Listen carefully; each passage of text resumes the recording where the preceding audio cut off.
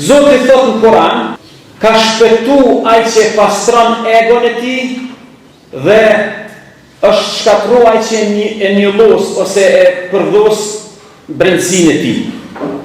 Korani na tregon që mbrana njeriu janë dy prirje që ekzistojnë paralel të njeriu.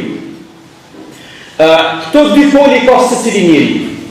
Por vullneti i tij, besimi i tij, edukimi në familjes, edukimi në shoqërisë i ndihmoj njeriu me favorizu njërin ose tjetrën. Në këtë kontekst, agjerimi është një ritual që i ndihmon njeriu mos modhe me determinu ose me i dhonë përparësi prirjes së mirë. Edhe na kemi drejt, nuk don shumë mend që kjo temë, sepse pothuajse në gjithë botën muslimane, njerëzit gjatë Ramazanit anojnë ka ana pozitive. Ka fjalët e mira, bisedat e mira, dhuratat, sadak, toleranca, buzëqeshja, gjitha me radhë.